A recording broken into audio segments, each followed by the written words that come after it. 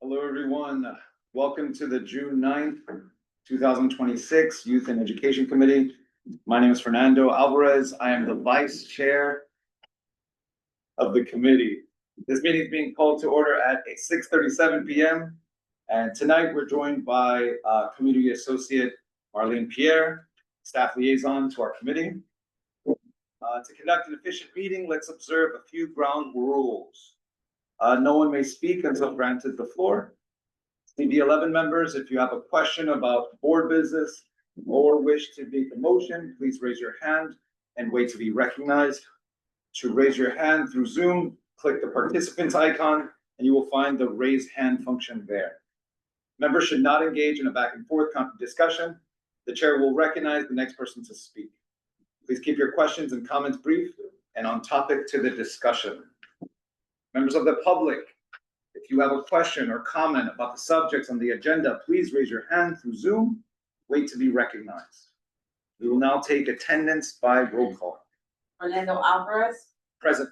Rosa Diaz. Present. David Giordano. Present. Kira Perez Alston. Present.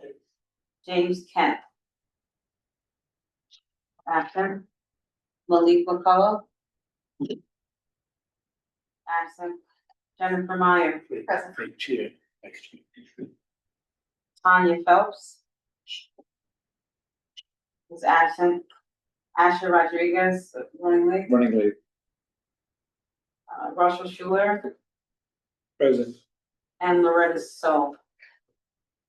She's running late too.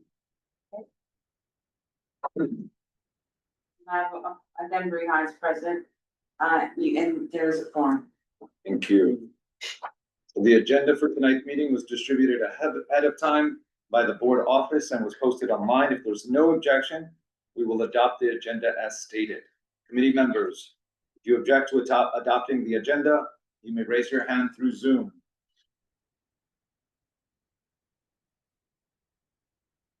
Anyone? Okay. The minutes of our last meeting were distributed to committee members. Thank you to Rosa Diaz. Ahead of time by the board office. If there is no objection, we will adopt the minutes for that meeting. Committee members, if you object to adopting the minutes, you may raise your hand through Zoom. Question? So we're adopting March and May minutes, right? The clarification. No, Is that you're adopting, please mute yourself. You're adopting, you did May, March is outstanding. April was already done. So you're adopting March, because May was just given in, today. I did April. Yeah, that's. Okay, and I wasn't sure if I did it in tomorrow. No, May was given in today, so that's why I'm speaking and trying to recall. So we're adopting March. Mm-hmm. so? All right, any other objections, questions? Okay, seeing no objections, the minutes for the last meeting are adopted. They will be soon available on the CB11 website. Okay. The agenda. So the agenda for today, June 9th, 2026, 6:30. We are going to have a call to order, roll call, adoption of agenda, adoption of March and May 2026 minutes, announcements, followed by informational updates.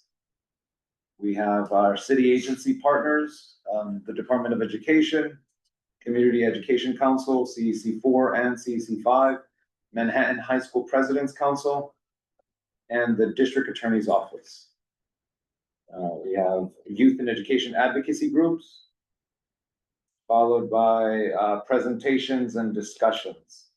Continued committee discussion, a request for a letter of support for Children's Aid Saturday program with Ms. Jamie Marola, the program director at Children's Aid Saturday program. Then preparing agendas for district budget consultations by relevant agencies. This will be, the agencies are Education, DOE, School Construction Authority, SCA, Administration of Children's Services, ACS, Youth and Community Development, DYCD. We will have old business. 2026, 2027 committee goals, followed by new business, roll call, then adjournment. That's the agenda. And I hand over the chairship to Mr. Asher Rodriguez, the chairman.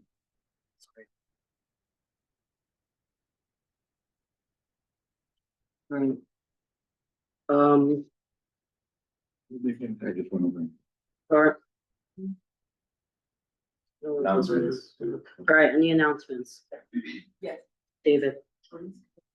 So, in, the last full board meeting, we announced that, participatory budgeting was awarded, to both 007 and Lexington Academy. I'm also happy to say, as we followed up with school, facilities department and submitted to them that we won the 250 for participatory. What we learned is that they already secured the remaining funding for the bathrooms and will be able to repurpose the money that we have left over to work on a playground outside and upgrade the playground. So it was a double win. And I really want to again highlight, the councilwoman's opportunity to provide a job for youth, young people and throughout the community with the participatory budgeting, and it showed that it paid off. And we're very happy at Lexington Academy to be getting the bathrooms redone and probably in the next 2 years, the basketball court and outdoor field redone. So thank you to everybody's efforts for supporting that. And I know Rosa too as well. All right, Rosa? Thank you. It was fun. Yes. Bridging community and culture together, we're having a Father's Day celebration on June 13 at 12 p.m. at East Harlem Community Partnership. We also having a food pantry tomorrow, Wednesday at 9 a.m., Friday 1 p.m., Saturday at 11 a.m. No more food pantries on Sundays. And also on June 27 at 9 a.m. And Friday at the East Harlem Community Partnership, June 12th, from 5 to 7 p.m. We're gonna have white playground conversations as to how we can activate white playgrounds and what else we can do there for the betterment of the community. And if you haven't heard it, Open Streets, this is from the Lexington Black Association. She dropped it by on Open Conversations on Fridays. They have an Open Streets games, activities, visit your local restaurants. Friday from 6 p.m. to 8:30 and Saturday from 12 to 9 p.m. Sundays 12 to 6 p.m. The location is East 100th Street and Lexington Avenue. Join. That's it. Thank you. All right, any other announcements? All right, anyone online? No, all right. All right, we're now gonna go to our informational updates from our city agency partners. So first, Dr. Christy Dela Cruz. Thank you. First and foremost, thank you to the Community Board 11. Thanks to each and every single one of you for the role that you play. I appreciate you all. I know that you spoke about the participatory budget proposals, and I did, and I know many of you either work or are parents in multiple roles, but 007 was awarded $750,000. It received the 007 received the most votes out of both the East Harlem and the Bronx. And they will be able to get air conditioning in their auditorium and gym. So really, really excited. And I have to say the children, the families, it's a real highlight for all of our schools.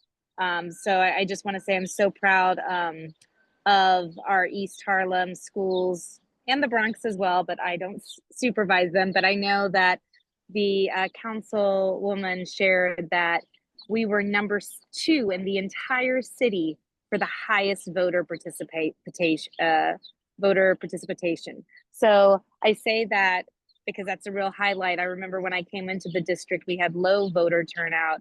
And so now that we're like second highest in the entire city, that's really a testament to all of our efforts and really helping our young people continue to lift and elevate their voices. I think more and more young people are now learning that at the age of 11, they can start voting on participatory budgets. And I didn't learn that until I was a superintendent. So I'm always like, you guys are so much smarter than I am.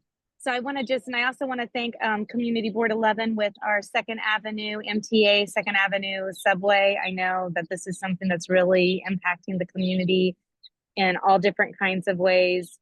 So I just really want to thank your advocacy. We were all there. I saw you, Adem. I didn't get a chance to say hello. I was across the side with the PS 96 students, but I do want to let you know that they did allow for PS 96, the youth, to actually be a part of the, what would you call it, kickoff or the actual groundbreaking event.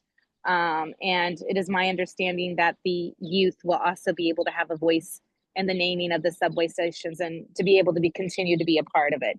I will say I was really proud of some of our students actually approached the governor and started asking about concerns she had in the community. And not just with the Second Avenue, but just the fact that our students are feeling confident enough to voice their concerns.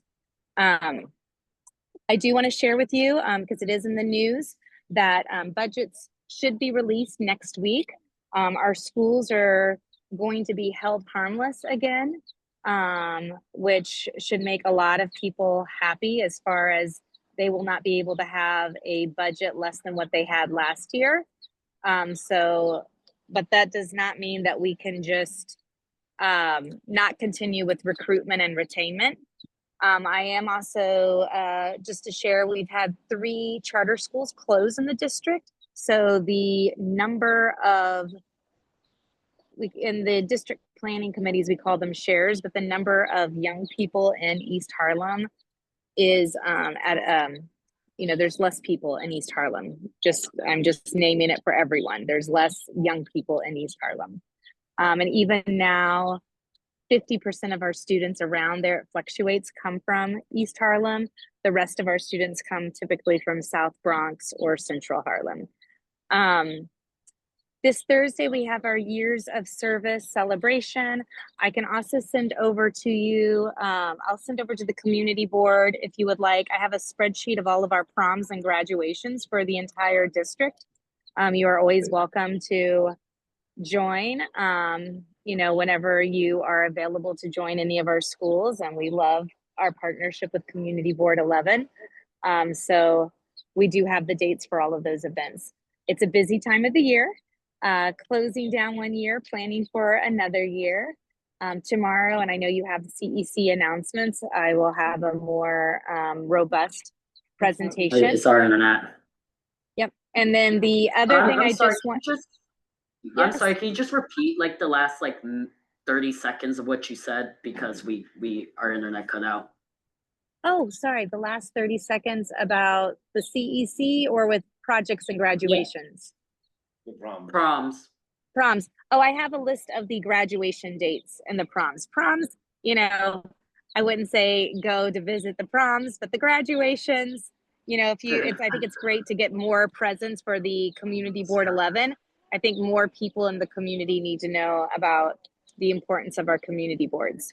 But I have a spreadsheet. Just know that there's a tab for all the graduation dates for all of our schools.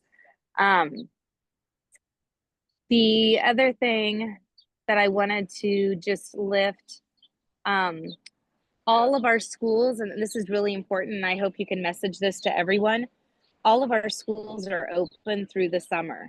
Their buildings might not be open, but we have summer rising taking place and the district office is open. So if any family needs something, if you cannot get a hold of a school, please reach out to myself or someone on my team. We want our families to know that we're community schools, and part of being a community is that we're open throughout the entire year. Okay, so I just say that because if any families are in need, whether it's food, housing, legal support, if they cannot get a hold of their parent coordinator or whomever to have them please to continue to reach out to myself and my team so we can connect them to resources. And speaking of resources, right now, we're getting closer, but our goal, and it's been all over the media, is to have 80% of our fourth graders sign up for Save for College. Right now, there's free money on the table. Every New York City public school student in grades kindergarten through fourth grade have $100 in their accounts, and that can equal to be $1,000 by the time they are in a senior in high school. There are no strings attached. You do not have to have documentation. You do not have to share your personal information, no social security numbers or whatever. We have a partnership with New York City Rise, Save for College, and we really want every family to sign up and take advantage of this free money. If you have any questions about it, all parent coordinators have been trained about it. Again, let us know, because it's like, why would we waste free money on the table? And this money can be used for trades or colleges, either or, trade skills training. And there is research to show that when students have a savings or any kind of money for at high school graduation, they're more likely to complete, whether it's college or a trade. So just wanted to lift that. Thank you to everyone. And again, if you would like to have, we do have our CEC meeting at Tito Puente. It's also hybrid, and I'll be able to answer more questions there as well. Thank you. Adam. Yes. I have this wrong, but at the last Second Avenue Subway Task Force meeting, it come up that where the Tito Puente Educational Complex is, that I think two of the three schools wanted 109th between 2nd and 3rd shut down during drop off and pickup. And I believe one school did not want that, and that apparently the MTA was holding off because they needed a letter. And I know some of the issues were that they're concerned about the safety, but also the buses that are parked there for like 3 hours before pickup, creating traffic. My question is, has there been any forward movement with that? And is there consideration that if 2 out of 3 schools do want it and one doesn't, that they won't move forward with it anyway? Because I mean, I would be surprised that the minority of the vote or whatever would dictate what happens. Yeah, so it was my understanding that they were going to move forward with the letter of support. I'll have to follow up with the school leaders. It was my understanding that they were in agreement. So I'll have to find out who was not in agreement. Because when we met, it was TAG. All right, well, I will follow up with TAG to see. Because I do know that the busing and the cars is right now, nobody can really park on 109th. You can only drive by. At least when I was there literally last week. Nobody, unless you're at the far end, can even park there. It's just really for through traffic. But I will follow up with Principal Daskell tomorrow to see what is the hesitation. Because I do know that Principal Castillo, so just so that you know, it's Principal Castillo is the main point of contact. And she did have a letter drafted, because I know that I approved the letter to be shared with the MTA. So Good, I'll just thank follow you. up. Thank you. All right. And Second Avenue Subway meets, when is that? When do we meet? I think it's the last Tuesday of the month. I'm trying to figure out what day it is. If you can maybe, Dr. Christie, if you have the time, if you could be there, I guess the 23rd. Yeah, that sounds If you right. could be there the 23rd, just because the schools have come up a couple of times in those meetings, just to make sure that we're being clear with the communication. Like, I don't want for there to be like, oh, one person says one school said this, another person said that, one school said that. I think it'll just be, if you have the time, if you could be there the 23rd. If you could just forward, I get a I'll send lot it of to you. invites. If you'll send it to me and just remind me, I need to put it in my calendar. If it's not in my calendar, I will. It's like it doesn't exist if it's not in my calendar. But I will. It's the 24th, try. but I will send it to you. It's the 24th. Yeah. Is that a Wednesday? It's a Tuesdays Wednesday. are. It's a Wednesday this month. Yeah. So it just depends, because I do have I have a meeting. at 5 o'clock on that Wednesday. Every Monday and Wednesday, I have a reoccurring Monday at 5 o'clock meeting, but I'll try my best. Yes, sir. I appreciate it. Yeah. Any other questions for Dr. De La Cruz? All right. I don't see any online. Thank you. We're now gonna go to CEC 4. I see Johanna. Are you the one giving the update? Hi, everyone. So I was trying to texting Kaliris to make sure that I'm, because I don't see Kaliris here, but I can share with all of you what we have at the calendar for tomorrow. So let me go and share everything. So as Dr. De La Cruz said, hi, Dr. De La Cruz. So our meeting is going to be tomorrow in the Tito Puentes complex that we have Esperanza, and we had tag in that building, a building address is 240 East 109th Street. It's going to be hybrid. You're going to be in person. We're going to be in person, and you can be on Zoom too. So we have contract for excellence down on there, Dr. De La Cruz. We have the superintendent evaluation committee feedback that we're going to be checking on that. Resolution on FERPA, and we have also resolution for foster safe and welcoming environment by respecting names, pronouns, and gender identification of students, parents, and guardian.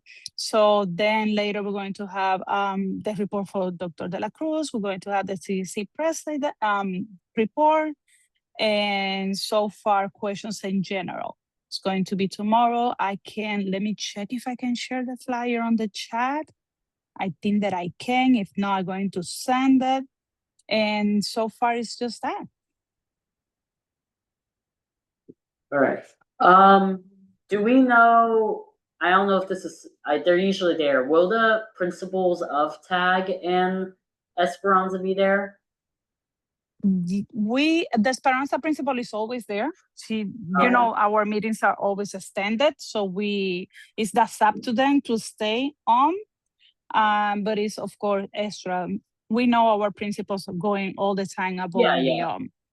So Yeah, I don't know was the trying tag to make, principal. He sometimes stays too, but it's not mandatory for them. It's just that's up to them, you know. I just wanted to make the connection, just because of everything going on with Second Avenue Subway. I think it'll be good. Yeah. If anyone But I is. think if you send them an email or things like that, they're going to, you know, be prepared for you and all the questions that you have. And I think Dr. De La Cruz can help you with the email so you can set up a better, meeting with them.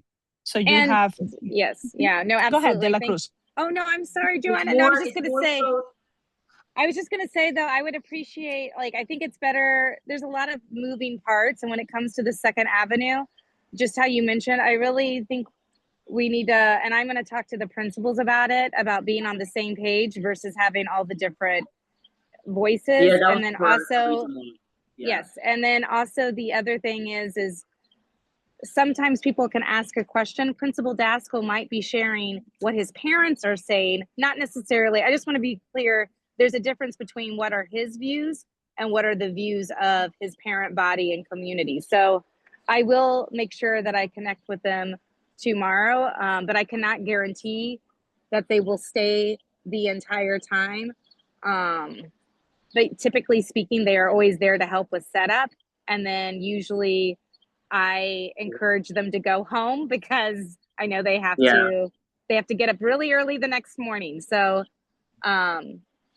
anyway, but absolutely, but please include me. And if you, what's nice, and what I would, if you can include me on the email. So I just want to make sure that we're all on the same page, because if they're vice versa, if they're saying something different than what I have been in the meeting, I want to know as well. But I will let them know that I would like to be included, because sometimes different people are reaching out, and it just helps if we're all on the same page so that we can all advocate together. So yeah, if we could coordinate a meeting between me, Fernando, Adem, Jose, anyone else? Yeah, that would be great. An Angel. An Angel, yes. Yeah, I mean, I think what would maybe, and I'm just going to be really honest, it's hard to get all the principals together. It'll be easier for me to connect with them and for you to set up a time to meet with me, unless they have a meeting scheduled with the MTA. like the end of the year is a really busy time, to where between graduations, different deadlines, conferences, and so forth, it might be hard to get all of them together. Virtual would be easier, but I can tell you right now, in person would be very, might be harder. But we will try our best to accommodate. But you should always have access to me, Yeah, and I will definitely make sure that I follow up with them. all right, thank you. Sorry, I was Yeah. asking questions. Any questions for the CEC? No, and also, Asha, that I want to share with you, we know those schools are around the construction, but we have schools and parents who live around the constructions, but their school is not around. You know, so Yeah. we have parents too in the situation of the transportation for long distance, that they are in the same thing, that they don't have the kids on that building, but they have it, they use the transport, and it's really a conflict too. So I think it's a whole conflict of the whole district. Yeah. All right, Yes and Uh, yes.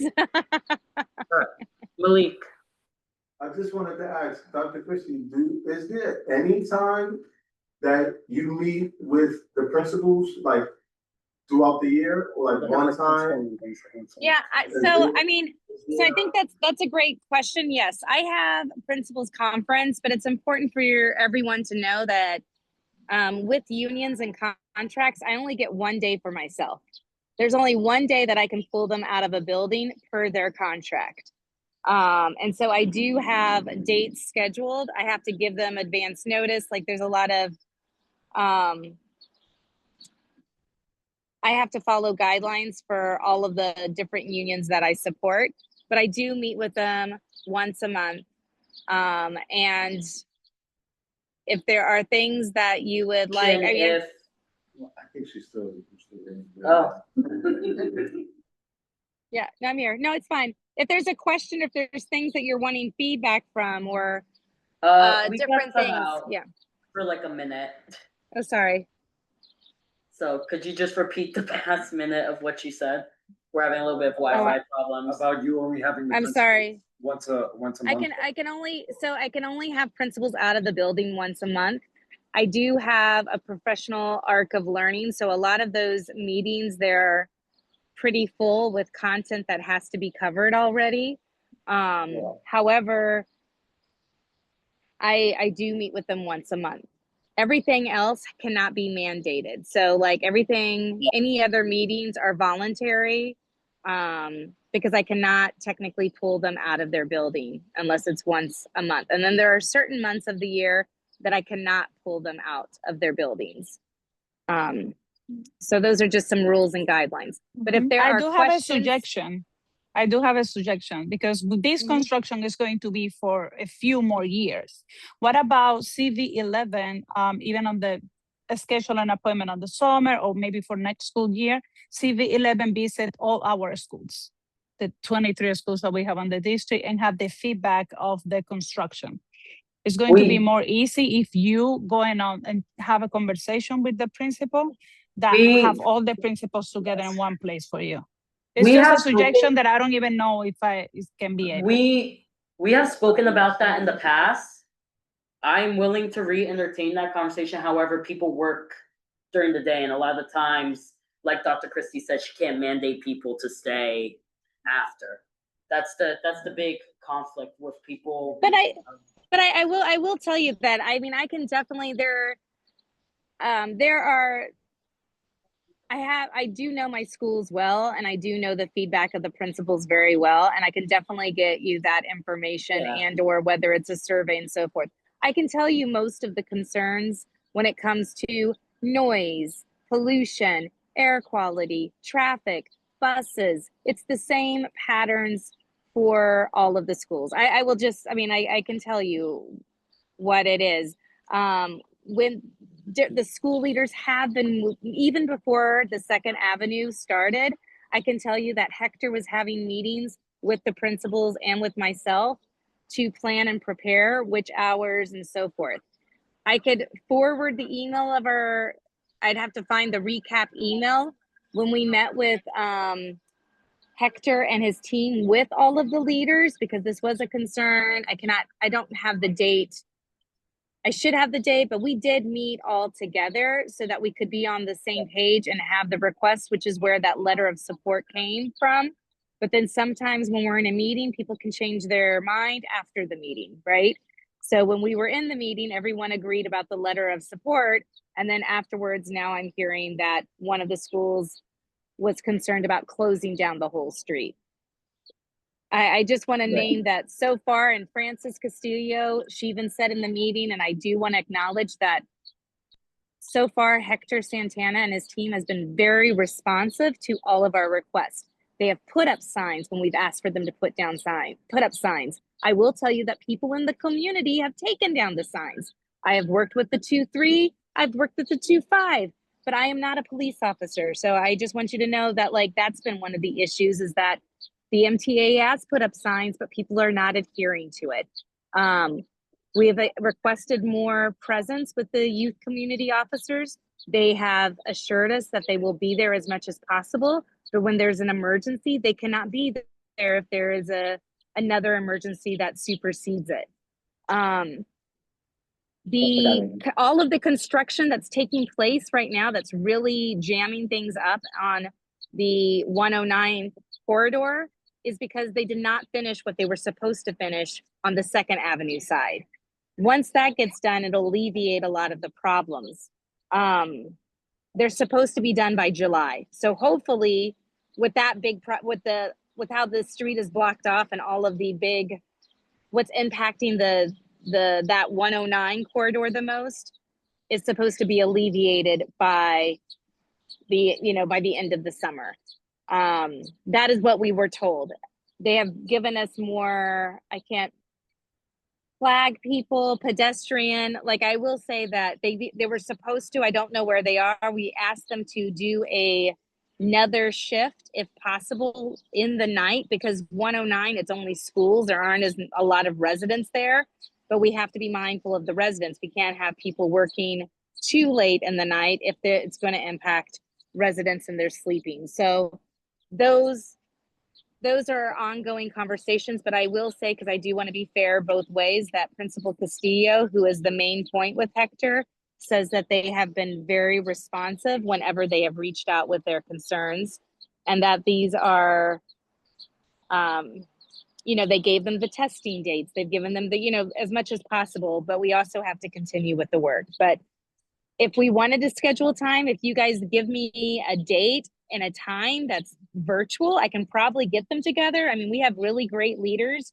whether it's them or their AP, but I would say sooner versus later. I will give you the graduation list, because that's one of the challenges. It's not just graduation for 5th grade. They do stepping up ceremonies for kindergarten, little kids. There's a lot of different concerts and different things going on, but I can definitely get them. I can at least ask them to come to a virtual setting if you really want to speak to them yourselves. But it does impact, in fairness to what Joanna said, which I do want to highlight, is that yes, it's the schools right there, but as you know, we have 96 that's being impacted. It's really impacting the whole entire community in different ways. So it just depends on what audience you want as far as school leaders and, our school leaders have a lot to say, because there's construction going on everywhere, and the accessibility projects that are taking place inside the schools. They have a lot of complaints. That's all. I'm just going to let you know, there's a lot of complaints about facilities and the noise in the community. Yes. Adam. Just a point of Hector and his team that you've been dealing with. Mhm. I don't know if everyone's aware, but the MTA's released a RFP because they're saying that their contract has expired and that now it was on a year-to-year basis or something like that. So they're they might potentially be bringing in an all-new consulting team that you would be dealing with, essentially setting your relationships back to zero. I've seen the list of people who've applied. My understanding is none of them are community-based. I've made this a big point at the last task force meeting. I'm hearing maybe there's been traction there on keeping them on, but I wanted to give you that heads up. It's, and I think they've been doing a great job as well. And so you seem to feel, or you do feel the same way. So wherever you can, I would be on top of that and voice your opinion. You know, a lot of times we ask Joe and his team why they do what they do, and he goes, well, that's how it is, and then he does not follow it up with a zero evidence as to why that is the case. And I'm sorry, but I can't think of anything other than if they bring people in, we're not from this community, they won't really hear things and they'll just move along like things are good. So I just wanted to give you that heads up so you're aware of that. Thank you so much. I did not, oh, and see, that's really good to know, because like you said, relationships starting over, just when I think we're starting to make progress, then we start all over. So thanks for lifting that. On the comment about like facilities and like concerns from the principals, we will be talking about later in the meeting, meeting with DOE, meeting with facilities, school construction for budget consultation. So if you could stay on for just a little bit, that would be nice to have your input in the conversation. And Malik, I take one more question after Malik, and then we're gonna have to continue. I want to speak. Oh yeah, sorry, Russell, my bad. Going back, Dr. Christie, I want to make suggestions. You have said earlier that perhaps you want to get your principals, your schools to be more familiar with the community board. And I hear what the community board is asking now, this committee is asking, I'm meeting with the principals. Oftentimes the public doesn't really acknowledge or even know about the demands of the various publics that put on principals wanting to meet with principals. I'm not asking you too much. Could it be that the community board entirely, when it comes to dealing with community school district 4 and CEC, that we provide the questions that we want answered by principals, synthesized by you? Yes, I mean, yes, if you have questions that would, yes, absolutely. I am more than willing, if you have specific questions, to share it out. And I also want to, in the fall, encourage you to, the legislative breakfast that we usually have in the fall is another great time to connect. And I know for those members who came in the fall, they were able to go to a lot of different tables, meet and connect. And but absolutely. So yes, Mr. Schuler, if you have questions, I have no problems sharing them with the principals. You went on mute. Sorry, I'm sorry. From my experience, they're not the best with surveys. I'm not saying that to discourage you. They are like, they get so many surveys that I just want you to know that, like, I say, give a survey. Some people will fill it out. I can remind them to fill it out. But surveys, sometimes they will not, they don't always complete, but I will definitely share. And I think coming to the legislative breakfast, and next year we can plan, you know, I mean, and if you want to come, our next principals conference is June 16th. But I will say that it would have to be brief. I don't have, my calendar is full and it's supposed to be a celebration. So if people wanted to come, that's next Tuesday. You are welcome to come and stop by, but I can't guarantee like staying for the whole day just for space issues. Next Tuesday at what time? June 6th, it's June 16th. We always start by 8:30, 9 o'clock. Okay. Dr. Christie, I'm not talking about a survey. Right now, basically, I'm hearing this conversation today about the concerns about the 2nd Avenue subway. I'm also hearing that this committee wanted to meet with the principals. I'm saying what's important that I can hear and understand that we need information. The best way to perhaps get information, that we direct our questions to be answered, not a survey. What are the concerns of the principals when it comes to 2nd Avenue subway? And it could be other concerns during the course of the year that this committee and the community board might want to do. I'm saying brokering a meeting goes both ways, where the community board representatives may not be available due to work and other time allocation, nor does the principals availability. Perhaps we just need information. In my opinion, we need information. Those could be addressed, and who represents the principals could be almost a substitute.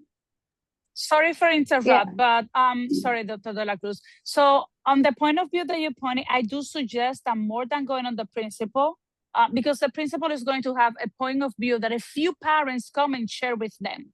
But if you want really the community be the voice that you want to hear, I suggest you to go to the Parents Association meetings, the PTA and the PA's meetings, so you can get in contact with the Nancy Pereira as a family coordinator, or Lenise Patino, or Dr. De La Cruz, that they're going to give you the schedule, all the PAs and PTAs and all our 23 schools. So you're going to reach the parents there. You can be on the agenda. You're going to hear one-to-one what the parents concerned about all the construction. That's as a point of the parents. Because as a mom, like I'm going to my principal and I'm not going to be bothered then like, oh, the construction on this, I'm deal what I need to deal. And then I come here in CB11 or going to the MTA meeting and complain to them. You know, so when we have situations about our neighborhood, even that is, we just going to the principal is something like security, that we saw something happen. But then most of the parents just get quiet with the information. Of course, we want to hear what the principal information they have, but if you want to hear from the community, I think the PAs and the PTAs meetings are the best for that. All right, well, Thank you. thank you. And also, just know. You muted yourself again. You muted yourself again. Sorry, I apologize. I'm willing to partner in any possible way. I'm just offering possibilities. I just being very transparent that I can only mandate so much. And there's opportunities that we can all take. And I do believe that it's a two-way dialogue. I do think it's important to name that a lot of the complaints, because I think this is very confusing for a lot of people. When my leaders are talking about facilities, they're not talking about school facilities. A lot of times they're talking about the school construction authority, and those are two different entities. And so I just want to name that as well, because that's important to differentiate, because you've met with John Rodriguez, you've met with other people who help us get things done. And a lot of things are about contracting and projects, as Adem has talked about, with just like the different SCA and who they're contracting out. But I'm more than willing to think about next year how we can partner better. I was just trying to offer different venues. I'm still willing to do virtual. I'm still willing to, if you have ideas, as much as possible, but I'm just sharing that it is June, and principals, I am committed to them all taking their vacations so that they can rest and restore, but I will be here throughout the summer. So I'm looking forward to being partners in this work. I would say Dr. De La Cruz does respond to emails very swiftly. So if anyone does want to email her, truly when she gives out her email, she will respond very quickly and she will find out the information. Lee, can I cut off the conversation here just because it is 7:19. So. Mine is more of a comment, really. There's been, I guess, a history in the past of them building the subway system below us, 96th Street. And now we are directly affected. We will be directly affected again in the next stage. So let's come up with a plan to continue. Well, I guess these questions, we don't have to ask them again. And that's just on both sides with schools and us, so that we won't, because once they get to the next stage, it's gonna be another. That's what the task force is. So we've been asking them, if you remember, prior to 2025, this task force never met. They've been planning this since 2018. I've expressed my frustration on why these questions were never asked. We are hitting them with so many questions now, they don't know where to start. But trust me, it's not a lack of questions, it's a lack of answers. Yeah, I meant like, for the most part, just let's build our. Oh, we are. Yeah, like It's Number one. We Not have to just catch, questions, I'm on the but like, task force. It's a We've matter. given them It's a solutions, matter of but catching my up. pushback on the MTA is you've been doing this for 20 years between phase 1 and phase 2. Right. If you wanted solutions from the community board, you should have sent a memo. But we're gonna give them solutions. They have not been great. And my thing is, they they didn't have any questions the years before, when they was in a different district? This tech, well, they I'm may just, have. I'm just, They also do things differently. We asked for their specs from phase one, so we can see what they did when they did it down there, what their contract said. This is public information, but if you try to foil it, it takes forever. We've asked for it, so we can compare, and we have not gotten that yet. In my opinion, and Dem could correct me if I'm wrong, it's a matter of the task force hasn't met, so now we have to catch up on all the time that we've missed, pretty much. We gotta make up for Yeah. 7 years and months. Yeah. Which we're working on doing. Anyway, all right, I'm gonna cut it off here. Dr. Christie did put in the chat for us to send any questions we have to her. Could you just, say your email out loud for the record quick, even though we hear it every meeting? Yes. Okay, so my email address is KDELACR. It's the first 6 letters of my last name at schools.nyc.gov. All right. If you send it, if you put my whole last name, it's going to a Karina Dela Cruz and she will never tell me. So just make sure that you do KDELACR, no numbers, nothing. That's how long I've been in the system, at schools.nyc.gov. All right, thank you. Thank you. We're now gonna, based on the agenda, is CC5 here? I don't see. All right, Manhattan High School's President's Council, Rosa, your turn. Yes, thank you. I sent out a little slide, but I couldn't bring my laptop because it was not on the gym. But everyone should have a little something on in front of you. And the slides are going to be put on the website.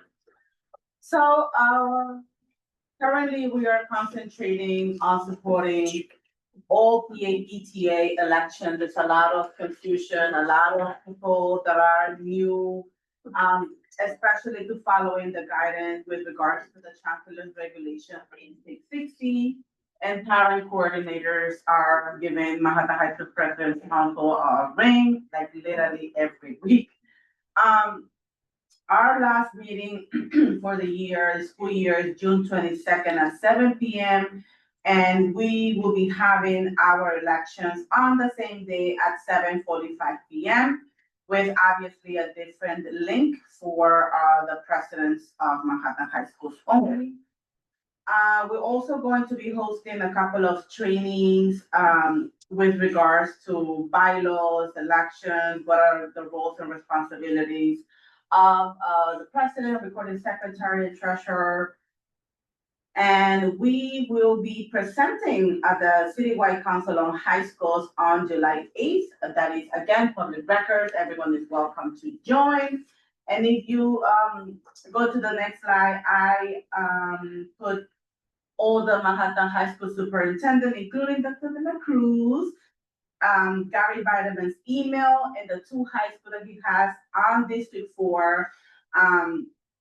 Dr. De La Cruz has Esperanza Magnet, and Dr. Noah has Central Park East High School. Their emails is next to it. And then a new acting superintendent, Thomas Rushwitz, has a heritage school, and we have a District 79 Judith K School. Her email is there, and John Sullivan is a transfer, Manhattan High School, boys all over Manhattan. That has one high school here in 106, Edward Reynolds High School, and my email is at the bottom for anyone that may have any questions. And Yeah, thank you. I appreciate you putting all of them in the attachments. I think there was some confusion at one point of who had what, so thank you for that. Any questions for Rosa? Is Gary on? I should have asked that first. Superintendent, yes. Yeah. All right. Any questions for Rosa? All right, any other youth education advocacy groups? No, District Attorney's Office, Brianna did email me that she wasn't gonna be able to be here. Her only update was she said on Saturday, they do have the gun buyback event, 166 West 92nd Street, the Central Baptist Church. Anyone can anonymously turn in their firearms for gift cards. and it's from 10 to 4 p.m. I don't have any way to answer any questions, so we have her email if anything, so. All right, presentations and discussions. So, for A, the letter, it wasn't able to get in the pile, I will fully take responsibility for that. But then I was asking, could we maybe put that on executive just because it has to do with the budget cuts to DYCD? When executive meets after full, but when would you need this letter? She said it's not a rush. Okay, so what we can do is we can put it on executive. Yeah. You'll get the letter. I sent it somewhere. Oh, you already did? Oh, you did it? Oh, But I'll okay. send it to you all. That's fine. So we'll Yeah. put that there, and then executive is gonna meet in the summer, and then we can ratify it there. So they have their review period. David, you said is it a rush or? We can provide it to them. I mean, we had the meeting, Yeah, we don't have the letter. Who wrote the letter? Is the letter from you guys, or is it from, yeah. is it an ask from them? What kind of letter is this? It's a, Support from the- I could read it, but it was very short. Just for support for the RFP funding, because they still haven't received their RFPs yet. That's the only one that hasn't been released. Right, they presented last month, beautiful presentation, Yeah. everything is on the minutes, by the way. Yes, it was. It was my bad. I had it in drafts and I realized. I mean, if they ask, all right, Rosa, but Rosa, we've had this issue here before, so I just want to slow it down. Because we've had, I think there's a different scenario, I think it's fine. If they all discussed it and the ask was made last month and the committee's comfortable with voting on the letter. Will anyone be Yeah. opposed to me reading out the letter and voting on it? I'm not seeing any hands. All right. All right, so the letter states, Community Board 11, CB11 supports Children's Aid Saturday Program for Deaf and Hard of Hearing Students, funding request for program funding and renewal of RFP. Students and representatives of Children's Aid Saturday Program for Deaf and Hard of Hearing have expressed their needs for renewal of funding for programs, trips, material, and outreach. CB11 shares Children's Aid Saturday Programs for Deaf and Hard of Hearing students' core values of dedication, community, and open-mindedness, consistently advocating for our DYCD program's abilities to ensure that each student graduates on the pathway to a rewarding career, long-term economic security, and independence. We implore the Department of Youth and Community Development, DYCD, to continue to renew this long-standing program based in our community. Does anyone have, yeah, Motion to support it. I'm gonna ask questions first. I'm glad you're so excited. We already- Is there anyone have any problem with that being the letter? All right, see no hands now, entertain a motion. Rosa? Motion to support the Children's Aid Saturday program. Yes. Like, can we call the roll call just because, Who was the second? I was gonna. Kiera. Okay. Well, we have to call because some of us can't.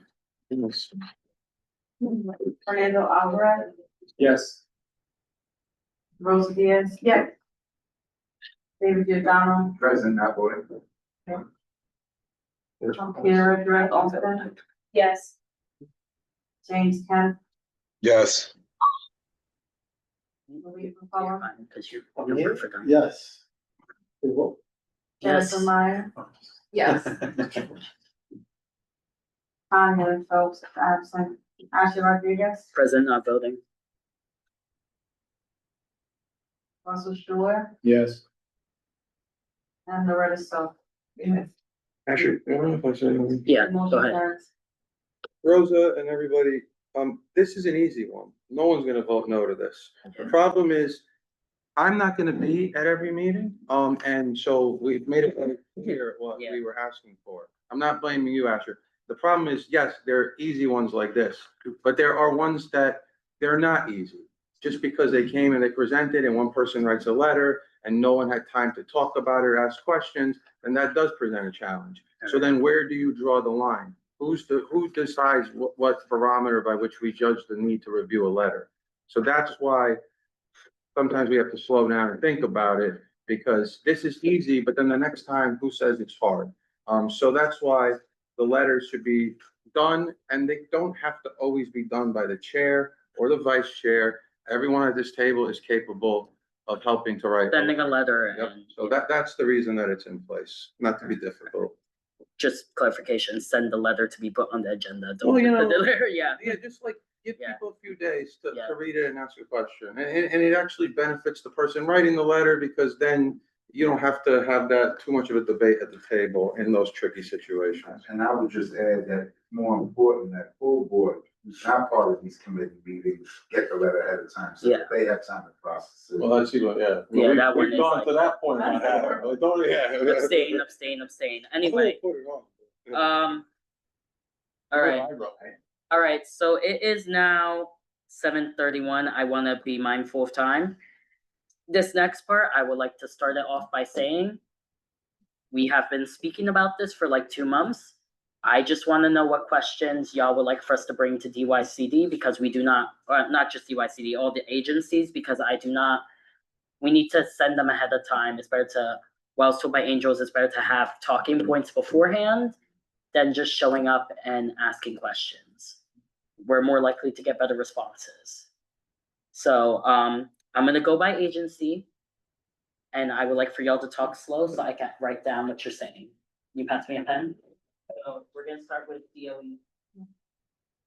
Does anyone have any questions based on our budget request and responses to DOE?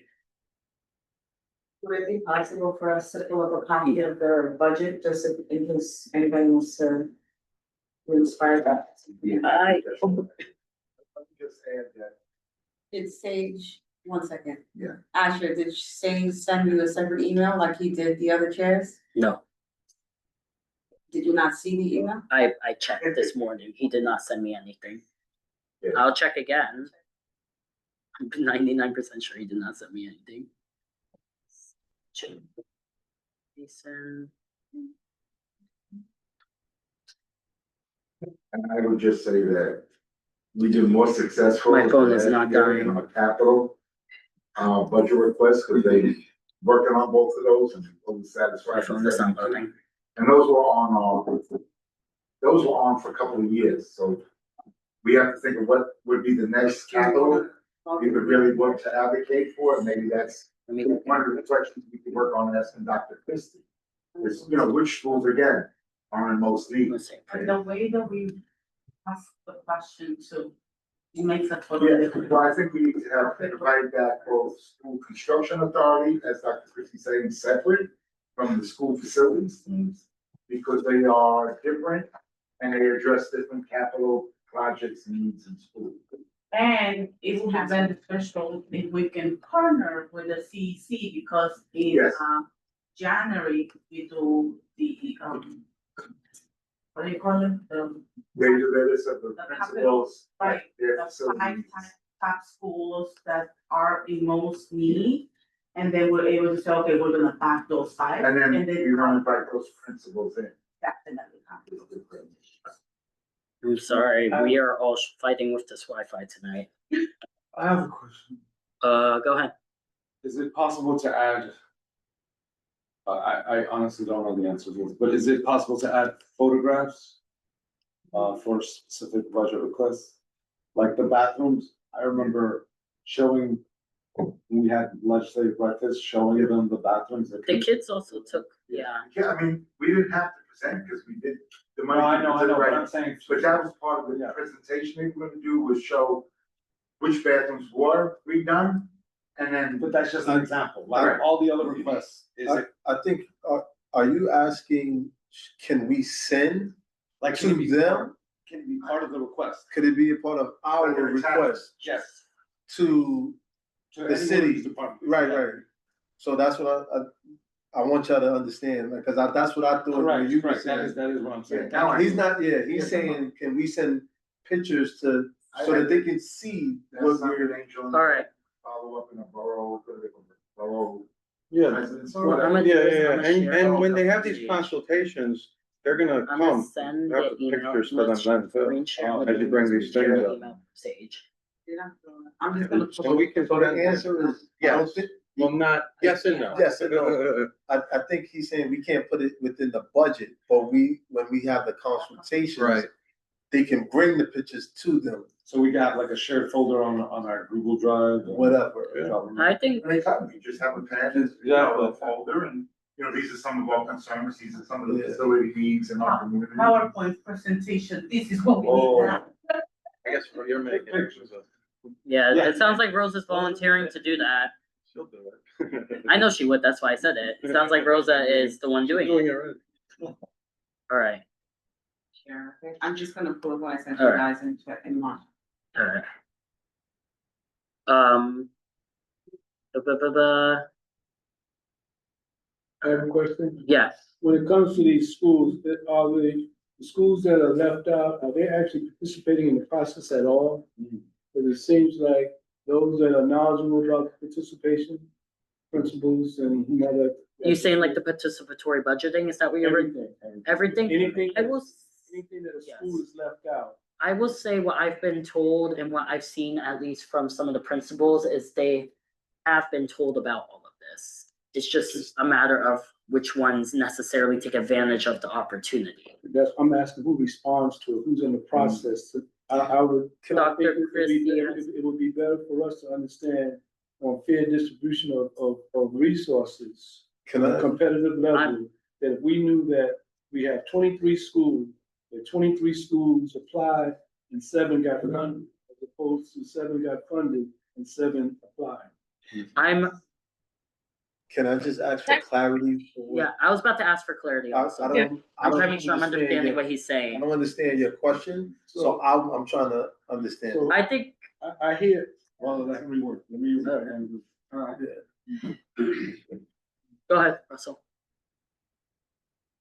I think the community board, this committee needs to know which schools are engaged in the process.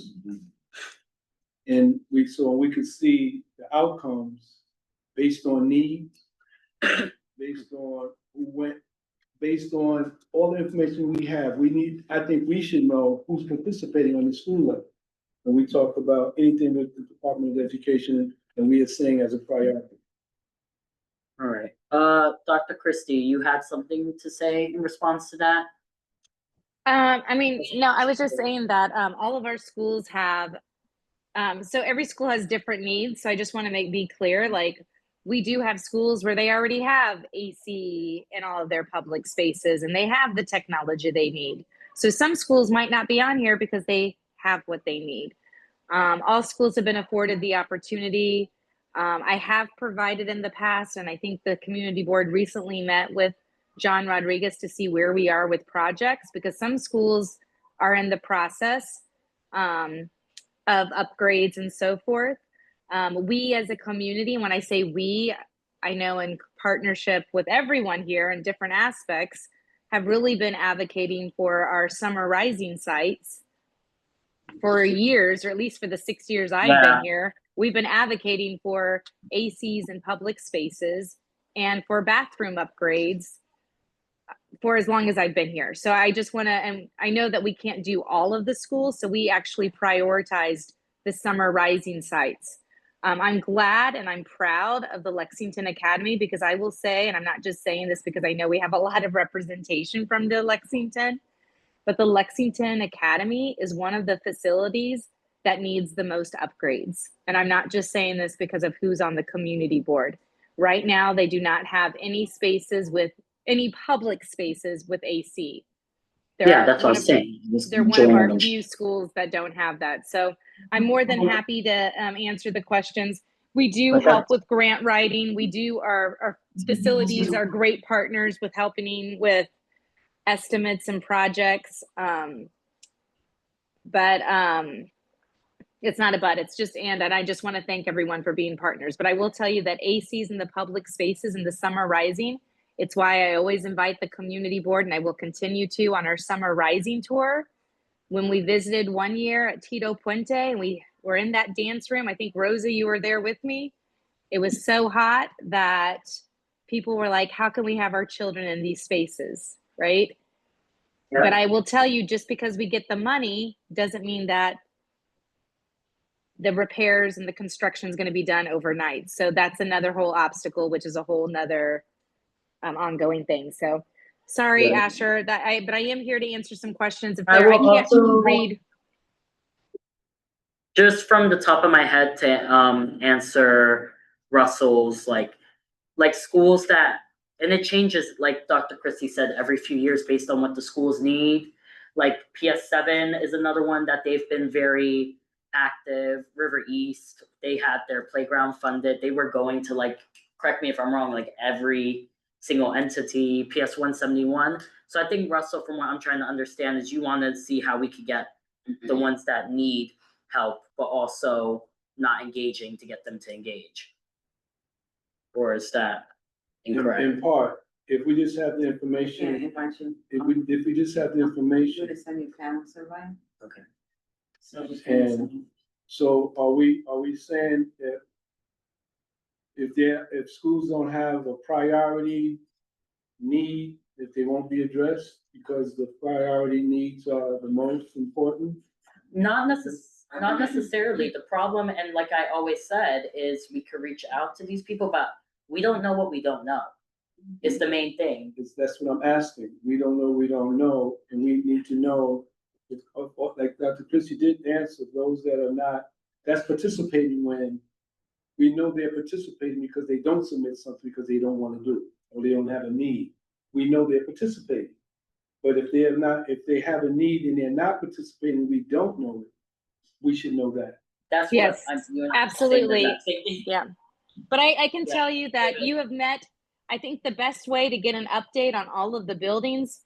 I mean, I know that I have it, but also when you meet with John Rodriguez, which we scheduled before, John Rodriguez can give you an update on every single building, where it is, what's going on. I can do the same, but I can look at the spreadsheet, but he's going to know more than I do because I don't always know the construction aspect of what is actually where every single project is.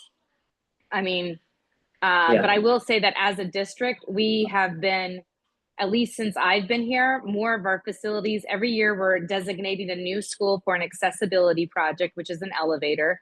I know Manhattan East requested the elevator. They are not the ones projected for the upcoming year because 108 was selected based on the needs, because you have to remember some of our schools are larger, have D75 and an additional, we have to look at the needs and also the greatest needs, right? And so these are the tough situations about prioritizing, but those are not my final say.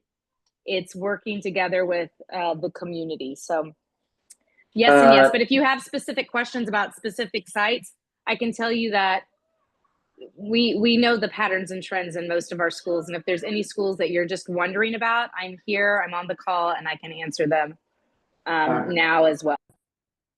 David. So I just want to highlight, I agree, Dr. Christie, it's about building relationships. And one of the challenges is, and Dr. Christie said, is all these entities create their own priority list. So a principal has a priority in their school, it's presented to the district. The superintendent and the CEC all look at those and then prioritize some of those projects. They go to school construction authority, they go to school facilities, and then they prioritize those projects across the whole city.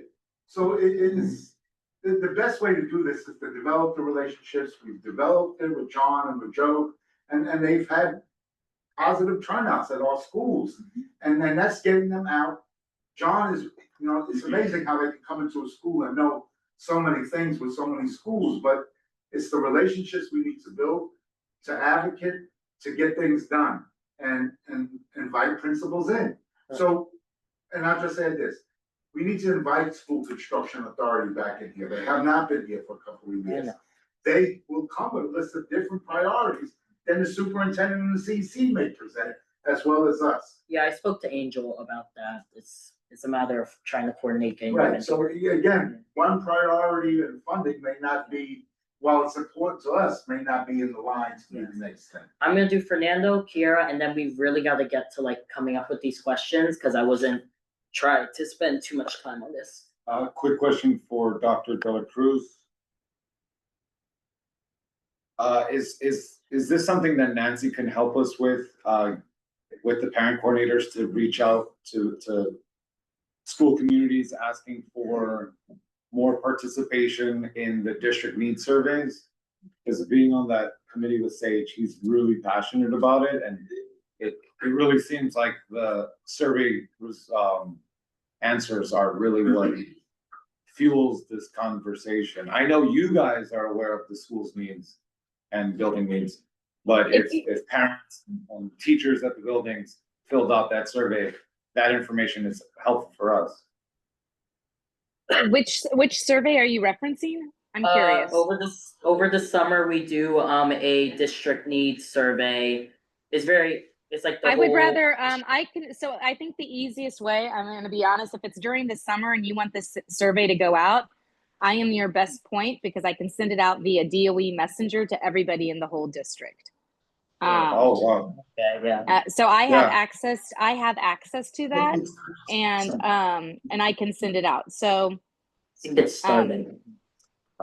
Yeah. but yes, absolutely. And I can connect with our PAs, but I'm just saying that in the summer, because everybody's on vacation, if this is something that's happening during the summer, I am one person that has access to all of DOE messenger to students, staff, and families.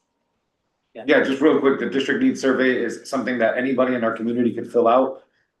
Requesting anything, not just about schools, about garbage, about noise pollution, anything.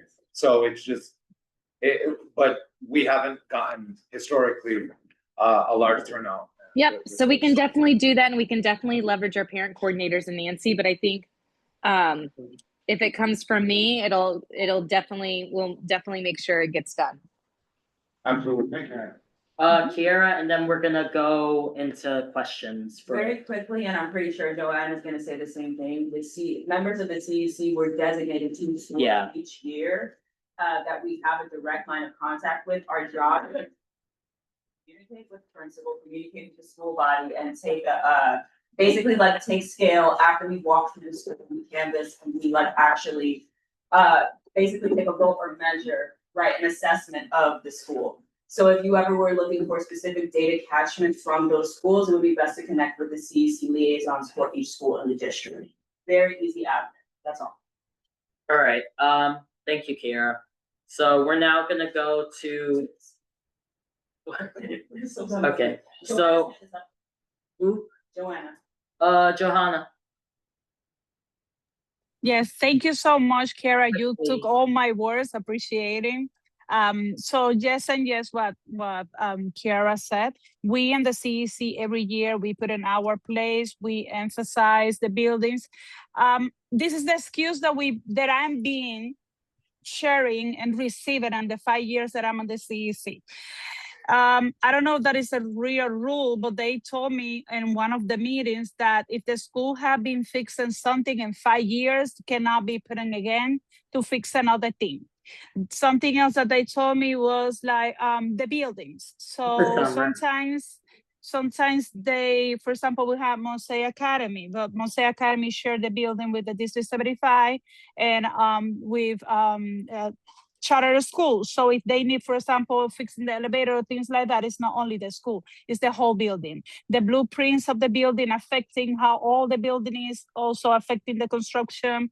And that's why we have many years working in an elevator, working in this construction and on that construction. Until they fix something else broke down. And we have the same back and forward with these people. As you know me, I'm not a fan of them. We always have a different excuse for them. It doesn't matter in which way we catch them and whatever CEC meeting. And until the 5 years that I have on it, I'm being seen that they always give an excuse, like this building is not approved and this is not approved and this is not approved. That's why we have to be in the raffle and a competition between schools for some research from politicians, because our schools and the construction is a really pleasure people to talk about it. That's it. Thank you. And thank you, Kiara. Thank you. So we're now gonna get to questions. So for DOE, from what I understand, David, from the meeting with John, was 72 has been funded for the bathrooms. And 146, they're currently looking to see if they could pull some money and funding for that. So when we meet, well, that's more school construction authority, but that's also DOE. So is there anything else that we would like to say in the meeting in regards to that? For DOE? Yeah, because we can only comment on what's on this. We cannot put any new things. We cannot really from what I understand, what? Oh, Penn. I think more of our questions gonna be related to the expense. Yes. Budget requests, which they're pretty much all of them. Yes. Yeah, better. Yes. So I would, from what I noticed, and feel free to jump in, I'm just gonna get this started. A lot of the mental health services, they're telling us either they have been, when we ask for more, they say it has already been completed, which they just say they have the current resources in place, they don't say they're gonna add more. And, or they don't see an urgent need for some of these. So what I was thinking for the mental health services and programs, to put, yes? We said assign more non-teaching ones? Yes, I'm not just saying that, I'm trying to generalize it because we've been talking about this I'm not trying to like be like that, but we have been, like, I've brought this up like 2 months at this point. So I'm more asking, do y'all have any questions that you would like to bring, or it's just gonna be really Fernando and I doing questions based on what we've read? And I just am giving the opportunity for y'all to have input, but yeah. I think it would be effective to ask how available funding is organized or allotted in the first place. Yeah. And specifically what the allotment of funding is for our district specifically, so that we're already knowing the framework, how it's organized, like what's the pie chart of how much money we even have to work with? And then what are the qualifications for urgent need? Because they keep saying there's no urgent need, Wait. but like, sorry, that was bad. Sorry, I'm just trying to make sure I'm writing it down. I have it there. You said how available funding is allotted. Yes. How much funding do we have for, are you saying mental health programs in this district, or just in general for like a breakdown based on category? Yeah, ask anything that will be applicable to this committee specifically. Like, it doesn't make sense to ask for the entire district, right, ma'am? Right? Like, it doesn't make sense to ask for the entire district. What exactly would we be able to ask for? And what's the actuality of funds that will be available to us? So we can get over the hump of them not telling us if there's not enough funds. Well, I think more for this, the way we should phrase it is how much funding has the district been provided and where is it going? Sure. Because if we're asking like how much you get what I'm saying, like I'm just rewording it a little bit, it's basically gonna get us to the same place. How much funding based on categories? It was allotment of funding for our district specifically. And then how is available funding that we have organized? How much funding? Discussion. Can I expand on? Let me finish writing what she's saying and then I'll go to you. I just wanna make sure that I'm getting exactly what she's trying to say. How much funding based on like different categories is like kinda, say it one more time, yeah. I was, one, how is the available funding that we have organized? Like, How much do is the they available decide, right, how do they decide this is how much goes to, this area in East Harlem, et cetera, and then the allotment of funding for our district specifically. And then- Organized, and you said what makes something an urgent need? Yeah, that was my last one, qualifications for urgent need. Okay, Malik, now you can go. What? Yeah, just to expand on your question, like,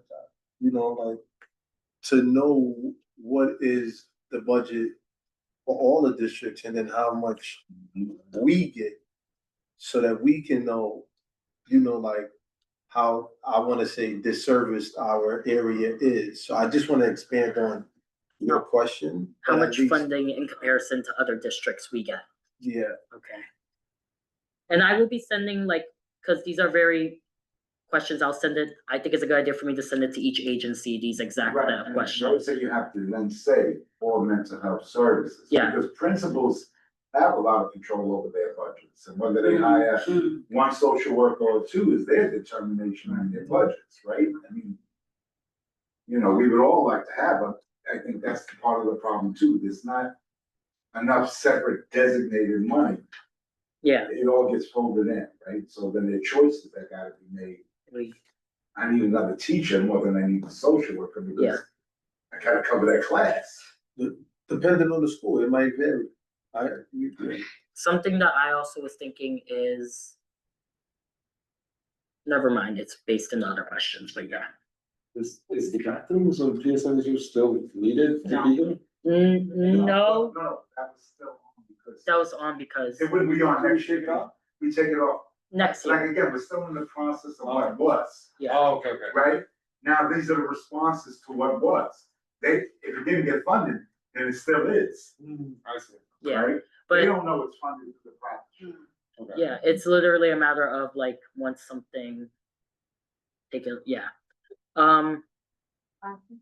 Yes, Russell. Can I just say, just like reading through this, right, this is very broad.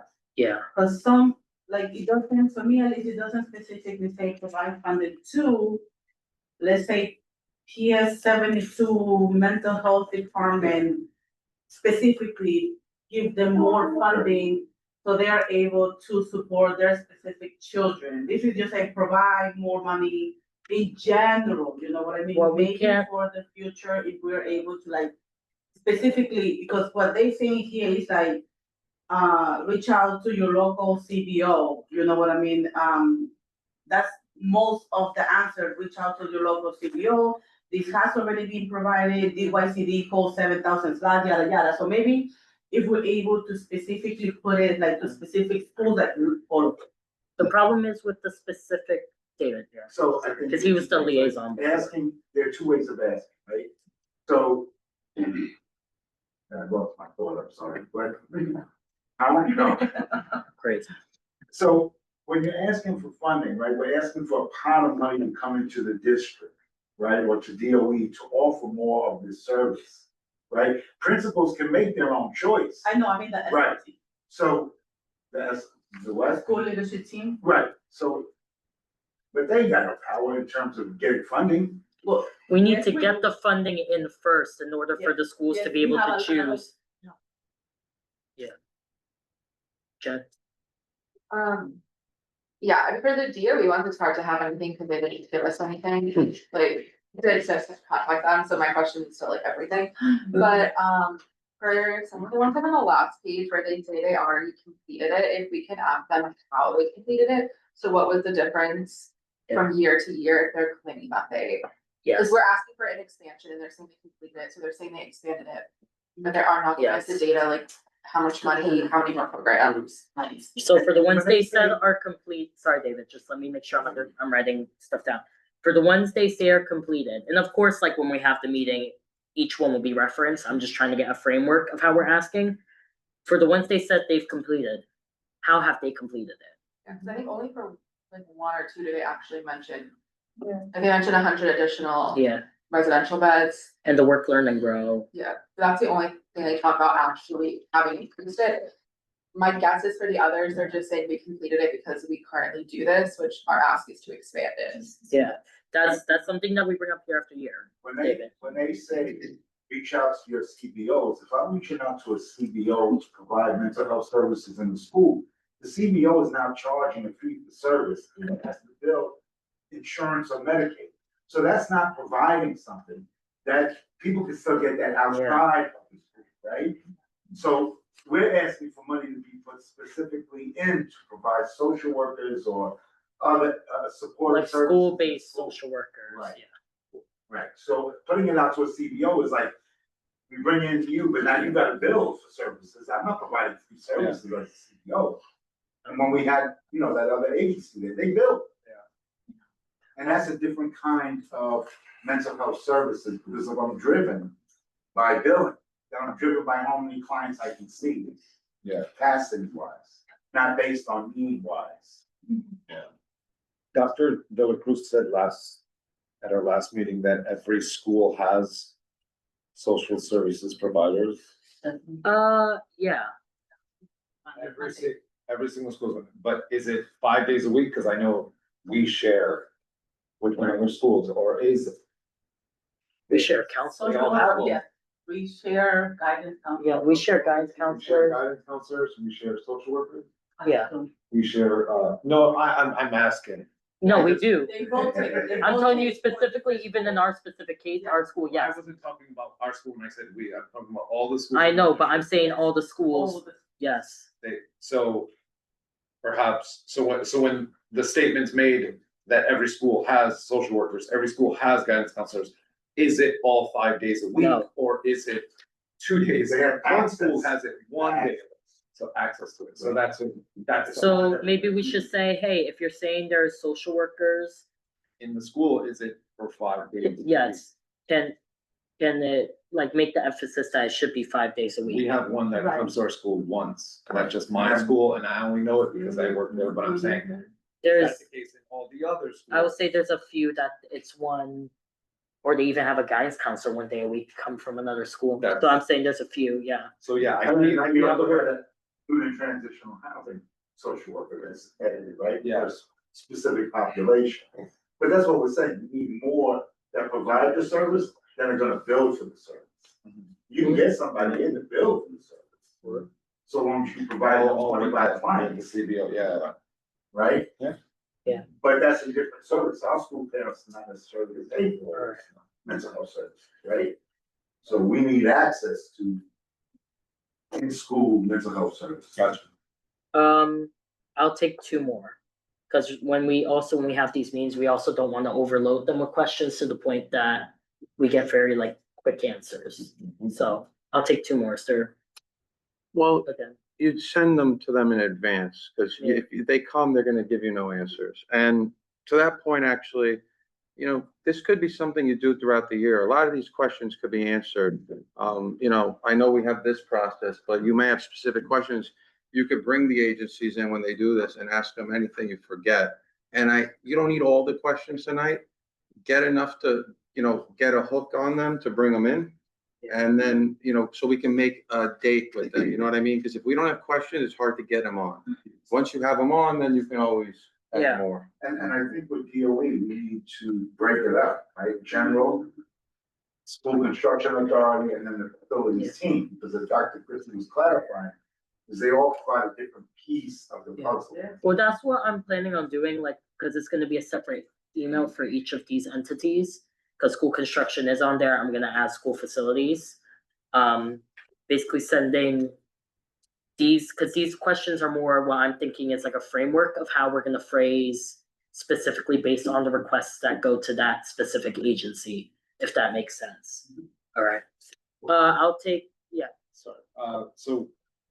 Going along with what you're saying, non-teaching staff. Yeah. It says to provide social health and other services. I don't see anything in here with attendance teachers. I know Dr. De La Cruz has talked a lot about increasing attendance. Yeah. Improving our attendance. That's a non-teaching staff position that I think it would be cool if it was Listing out. explicitly said, mentioned instead of other services. And I think it's a little weak to say social and health and other services. Maybe we could go into. I just would like to say, and this isn't me like harking on anything, but I think for next year, something that we need to get better is what we're saying now, we say a little bit earlier, so we Oh, can yeah. actually put it in the request. Because I'm not just saying this, I'm just saying. Yeah. Every year, we end up having to try to like say, oh, we should have added this, we should have added this, but I feel like back to what Adem was saying, we should have been doing this a little bit earlier because we can't necessarily change what we have.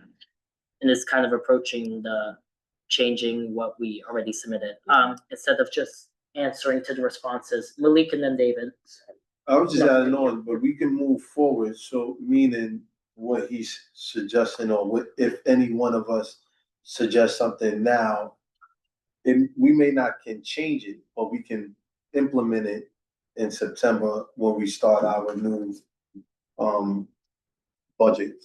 That's it. So Fernando, in community schools, the person you're referring to. I said David after. Yeah, I said David after you. I gotta watch out. In community schools, right, that has CBO. Yeah. They have teams called success mentors that support the attendance. That's another. And they do the outreach to kids that stop coming. That's the difference with us, where Children's Aid has 13 community schools, we are not. I know we're not. And that we lose other resources. Yeah. But we put prevention. So we I hear pay you. another to compensate, right? But that is what the terminology is, assessment is. Rosa, Thank you. And another thing, and the district can probably elaborate more. The district does have a district staff in every single of the school. But I serve on the district leadership team as liaison of the attendance.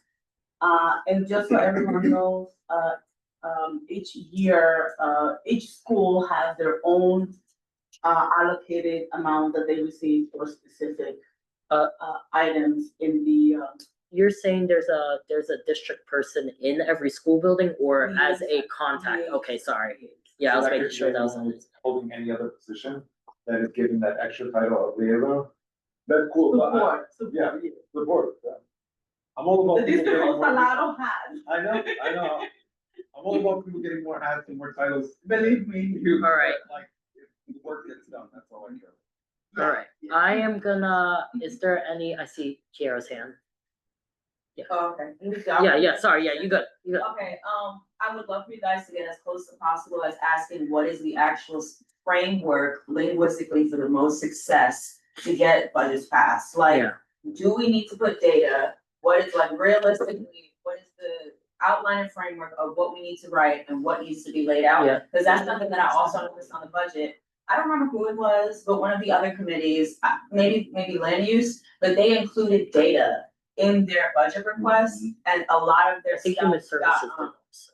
yeah, a lot of their stuff got passed because of it. Something else that I wanna keep a sec as we move forward. I can see why a lot of these were rejected because they really do already exist in the community. And so I think we also should do a better, let's focus a little more on, and I think it will happen, like, as we bring more CBOs for the community, we'll see what's actually around. But like, for example, what's this one? The literacy programs, we do actually have quite a bit of support, especially for not only literacy programs, because remember, East Harlem is home to the Reads Initiative, millions of dollars come from that. And then on top of that, we have, who's the Reading red partners. card that they were doing like immigration, like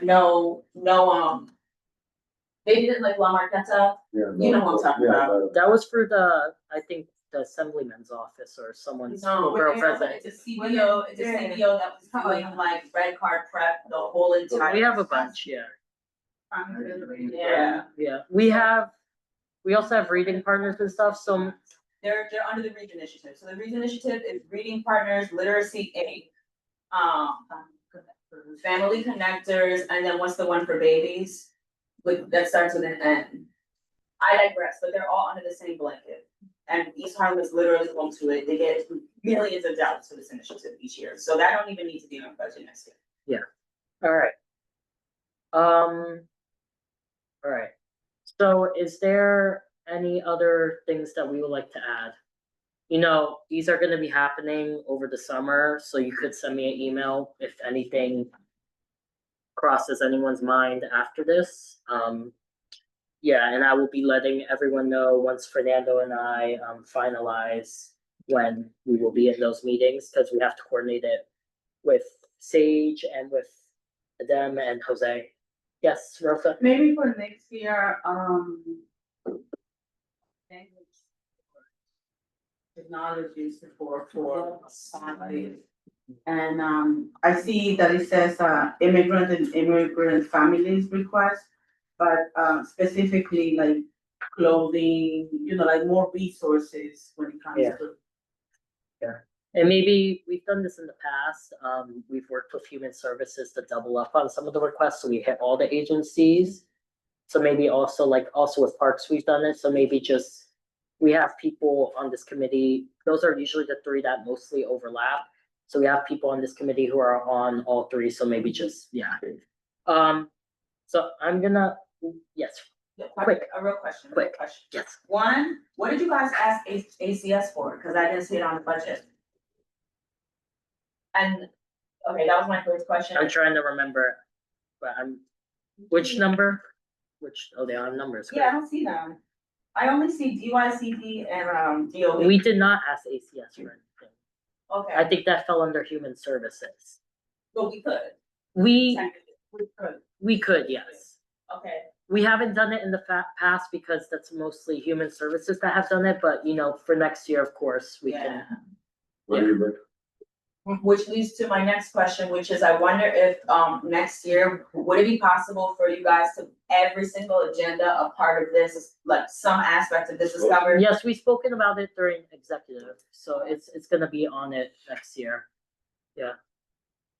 We have a budget liaison, so we will be working. Second, y'all, I'm saying we. Anyway, we're gonna continue on. It is now 8:11. Just quickly under old business, I just want for y'all, like over the summer, like I said, I don't even know why I put that 15 minutes. I meant to put it 5. Just thinking about next year in September, we have to do goals. Of course, we've been talking a lot about how we want to change some stuff and improve. Let me not say change, improve. And just think about next year, engagement, how something we've been talking about in executive, and this isn't necessarily just towards this committee, is engagement. We have a little bit of a problem right now with board engagement and committee member engagement. Y'all coming in and basically saying what you need for executive to do for y'all to be more engaged.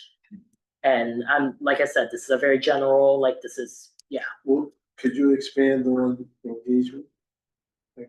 like just how we can work together to be more, like what I'm hearing a lot of in this, especially today, is wanting to connect to principals, wanting to connect to the schools more, like what, but also once again, like I always say, it can't just be one person planning, like how could y'all, I'm sorry, I'm trying to articulate what I'm trying to say. Or like how we can support you mostly and get y'all to make it accessible for you to be able to engage in certain things. Bring them to the community, like ACS does a monthly educational meeting for parents to ask questions. Yeah. I'm able to do that connection because I also support ACS. Yeah. They also need to come here, because that's also youth and education. Okay. I will, I'm just saying, like, think about it over the summer. I'm not saying we're gonna hash it out right now, but yeah. I have a suggestion. Yeah. I don't know, I mean, we can start here, like with this. I think this would be a good one. As far as you saying engagement is concerned. Learning and knowing the CBOs. That I think for us to visit these CBOs can be a start during most of the CBOs that are later in the year, like, you can even do it 1 or 2 ways. One during the summer, or you can do it throughout the school year. Throughout the school year is a later schedule, so it might be better for people who work late to visit some of these CBOs so that you kind of know, what are they asking for? What are we working with our community?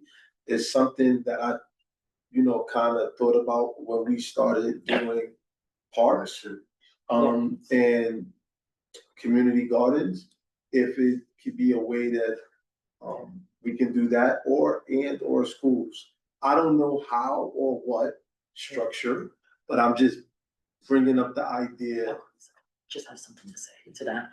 Just also, like, I think also just maybe more us all connecting with each other, because there's so many people here, like Russell, for example. I know you don't like being put on the spot. Russell has gone to so many of these organizations and he's willing to make those connections, and maybe just like, I know we are volunteers and stuff like that, but reach out to each other, like be like, maybe send an email to the whole committee and be like, hey, I'm going to visit this organization. Does anyone want to come with me? A group chat? Yeah. I know some people aren't necessarily comfortable with group chats. Well, I know, this one's so good. You guys keep popping off with that. Anyway, Russell, you had something to say? I'm piggybacking on Yeah. what both of you have said.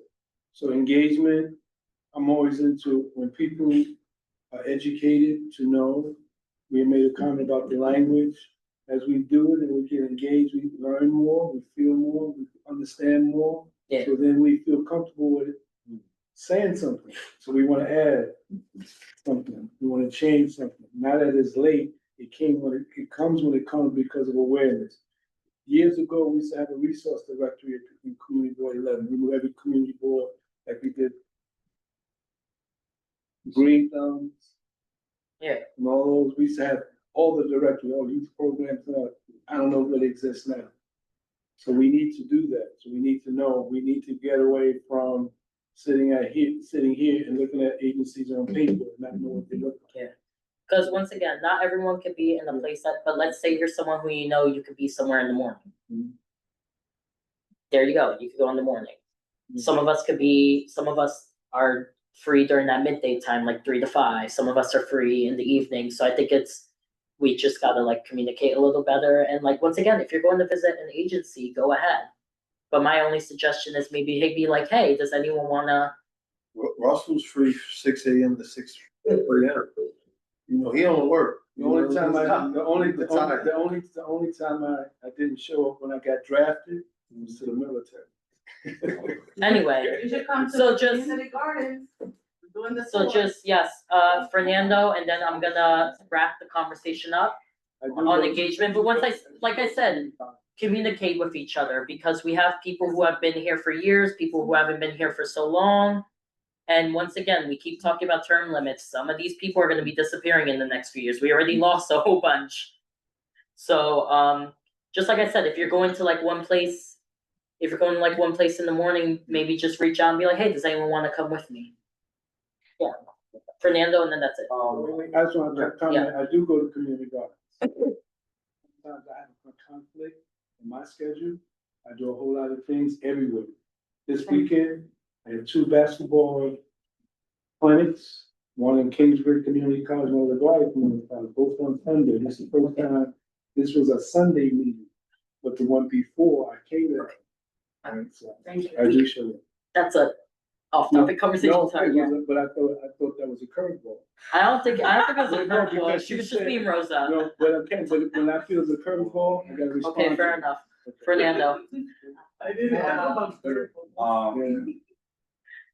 Oh, yeah, about what Kira was saying about, I understand this is late, can't do anything with this one. Going forward, we can make note of, getting data points from the district or from community-based organizations. Poverty rates, food insecurity, attendance numbers from schools. If we could get that information. they give all that information also, like we said, using our resources, the CEC.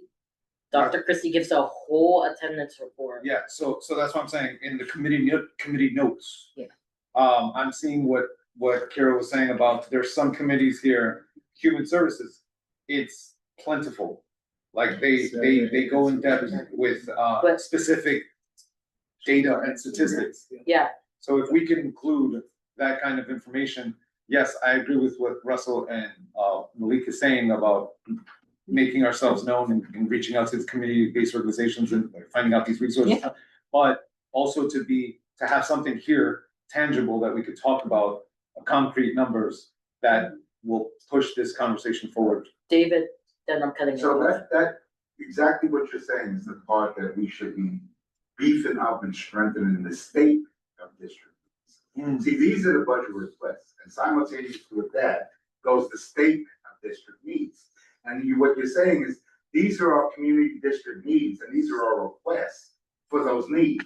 I'm looking at the requests. Right. Yeah, So but we're the looking at the statement was request. that big, like Oh, Google yeah, Doc right. that we Then it's- referenced then there's the, state. yes. Right.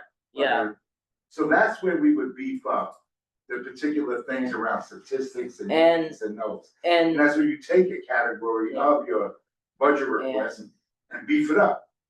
All too what happens is, we don't have all that information in the short period, now we have to crunch it together, yeah. and that's why you have to gather this. order. And something that I'm thinking just for this is the last comment, and then I'm gonna go to the next thing because it is 8. We have, like I said, we have a budget liaison, which is usually the vice chair of a committee. But I also will be having the I've spoken to Sage about this offline, is having him maybe come and do a little, him and maybe, I got to talk to you, Adem, about this, maybe an Angel coming in and doing like a quick little, or giving me talking points, just a quick little basics of district needs, because there's, and once again, not a diss, there is some people who never really got even though they've been here for a while, never really got the like lay down. We're all always learning, but maybe just a like crash course in district needs at the beginning of every thing, at the beginning of every season. All right. This is new business or old business. Thank you to everyone who, yes. Yeah. We do like the big committee goals at the beginning of September. I'm just saying, thinking about it. Yes. I think that's something to consider, maybe executive, or it's something that's done during the summer, because September, like the school year started. It's actually one committee goal that I have is that by September, there should already be 6 months of agendas planned out. That's And maybe not to a very T. unrealistic. I mean, not to a T, but you should know who's coming to present for the next, at least for the winter. Fall, winter, you should know exactly who's coming to present and what major topics are gonna be split up. I 3 months. just in terms of someone who have to make agendas, it I can have people allotted out for months and then last minute someone cancels. It's very much like it's literally like the amount of times I think it's a great idea. I'm just trying to give you a little bit of the background of what it is. It's very much sometimes even to the day of, you're emailing people to see if they're gonna show up. And Rosa probably can relate to, like, it's very, yeah. And then again, that far ahead, when we set agendas, is based on responses to others' needs. Someone might not say, I know I want to meet them 6 months from now, 3 months from now, 4 months from now, 3 months from now. It's based on, okay, I need to meet them now, and they'll say when you can get on the agenda. There's always also a framework of like, hey, we know this thing is coming up that we have to do, like this deadline, and that's always on the agenda, but like in terms of knowing who exactly is coming, it's very, very, very hard to do that. Yes, Adam. I mean, you do it both ways, right? Because, things come up and you don't know. But at the same time, as Kira's saying, like and I've been guilty of it when I chaired a committee, it's not this committee, I'm just speaking in general, that there doesn't always seem to be continuity in what we're building to throughout the year. And again, not this committee, actually, just other committees where their presentations, no one's listening to it. Someone's reading off a PowerPoint. We're never gonna hear from them again. Nobody's really sure what they're even listening to. It could have been something we sent in an email, because if you were interested enough in listening it, you'd probably read it.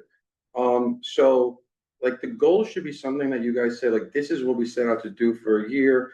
And, how can we tackle that? How can we build to that? And how can we still do that if, third parties aren't at those meetings? But I think you can do that with the idea that things come up. And I would love to like do committee goals over the summer. The problem is, once again, it goes back to engagement. It goes because the struggle that we have, and I think this is more specifically to our committee, because once you get, again, the school year starts in September, we don't meet over the summer. And that's the struggle a little bit of trying to keep up that engagement over the summer, because there's no principals. Really, there's like, it's very, a lot of stuff in the DOE drops off over the summer. Not the CDC. Yeah, We're no, able to start like that engagement with the CDC, with the person. Yeah, we could do. ACS is there, and like maybe like to try to aim for like 3 months agenda ahead. That's what I do, I'm just saying, like, even if I give you a couple of, maybe we just learn it together. I always have this thing about, we don't provide services during the summer. Life doesn't stop because it's summer. And if the committee needs to meet to do agenda, when we initially chaired the committee together, we met often during the summer and planned out certain advocacy roles that we wanted to work on. And again, it doesn't mean the whole committee has to be. It means that a representation or a smaller group needs to work on some things that have prepared for the fall. And, again, that's what happens. We start the fall, and if we haven't processed things during the summer, we then get caught up in the district needs, and then that kind of takes over the initial part of where we are. You know, like what we should be doing right now is taking a moment to review what goals we have accomplished and which ones we need to continue for the upcoming year, and then formulate them as we come on, as things may change with some of the committee meetings, district meetings that we have. So the major thing was on the table when he said engagement. So I believe that, especially where we are in the summer, that's vacation.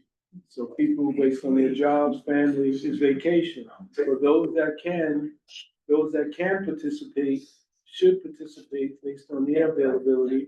But again, the information that's accumulated, compiled, should be shared. So if you were not present, at least be conscious enough to say, I can spend a few moments as it comes in to review it, to at least be somewhat. Yeah, email me over as the summer. opposed to being totally new. Email me over the summer. I think that this committee is a lot more engaged than it has been in the past. It's just now applying the engagement. I'm saying everyone who's at this table today is very engaged, but it's also just, making sure that we like apply, and then I'm gonna stop. So when we engage, when we can see we all engaged, we know we're engaged. So if I know she's participating, you're participating, and may not even be present, you're engaged. At least, she could put a comment, hey, I saw that, I heard that, thank you. At least we know you tuned in. I don't think I heard your full explanation about why we shouldn't make a group chat. I am open to it. I have, in the past, there has been problems where people don't want their personal phone number shared out, and I don't want to force people to. But this is all a community. I think we all It's have all it. shared. Right, I mean, the community, we all have each other's numbers anyway. All right, so if everyone And wants to make a you group know, chat, I can make a group chat. As I long- just don't. As long as it's not on WhatsApp, because I'll miss. It's probably gonna be on WhatsApp. do that already. It's gonna be on WhatsApp. That's the only way it's gonna work. Once we get Androids and iPhones involved, it's gonna be on WhatsApp. I'm saying why? Because the way that it works is the compatibility between the different iPhones and Androids. Sometimes messages don't get sent through. Sometimes it glitches out where it will create two separate group chats because of I'm gonna sound like such a nerd. It's the signal waves between the frequencies of the different phones. You lost us. There's RCS and SM. Just give me your phone and I'll download what's that. No, I got it. I only go to, like I said, I'm. There's RCS messaging, which is the compatibility They got you. between Be really. SMS and iMessage. Anyway, all right. I'll be missing it. He just hard, So- don't wanna, He's coming to the future. that old guy I'm in the future, mentality. I'm in the future, but I'm international. You hear that? WhatsApp's good for internet. I have Puerto Rican families on WhatsApp. They do not text on regular text. All right. You got somewhere to be? Go ahead. No. Okay. I know. All right. Yes. Quick. This is very, very brief. Thank you to everyone who sent me organizations to work with, to suggest Nightingale to work with. They're coming to executive. Nope, I got an email, I think today. So Jesus that's Christ. part of why I'm having an executive in July, so that they can come there. They just said they couldn't.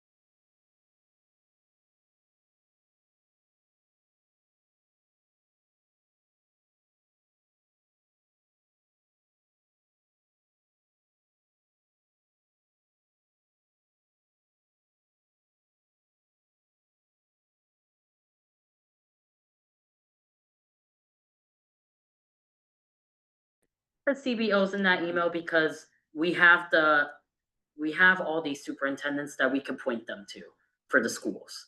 I was only asking for CBOs just because that's like the list of, once again, And I think that's great, because CBOs are overlooked when we in conversations where we always talk about schools. We always in conversations where we're talking about out. and that's why I said And CBOs. my concern has always been, when we talk about even the schools, where I'm thinking about the community and the kids that live in the community that don't go to school in our community.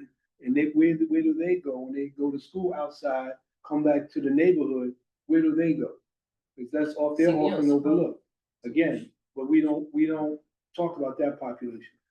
However, we do also need mega support for Title I public schools specifically, because they're gonna be the most directly affected. Like the kids who aren't being funneled through after schools and CBOs also need to be able to use your space in school settings.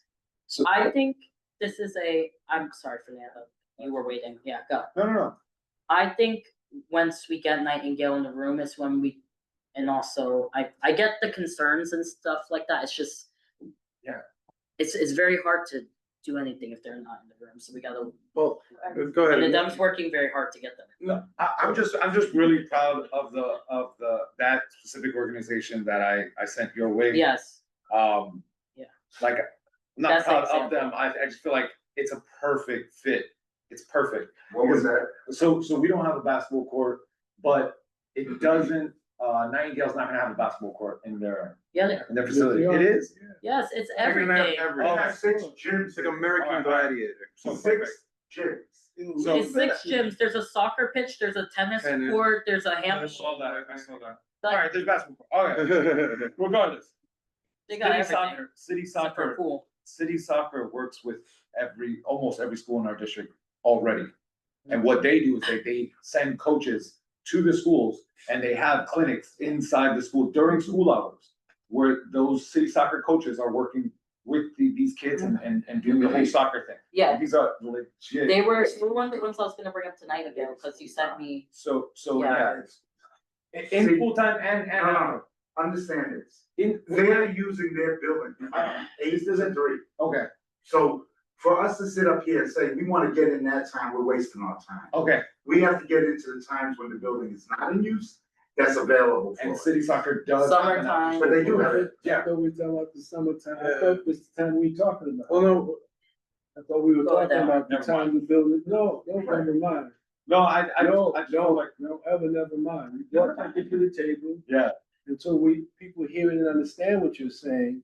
yeah, I wasn't. We not, I don't The thing think about times, I don't even think Yeah. this conversation in my mind, we're talking about when they're actually engaged in school. We're talking about the time, it could be during the school year when they're not in the building, when They it's have available, Friday night lights. program. whatever it is. Indoor And- soccer. And we're talking about, like I said, all this is good stuff. I'm just saying that I'm at the table where people are saying kids need programming. And I'm saying, where the hell are they going? There's no facilities. Yeah.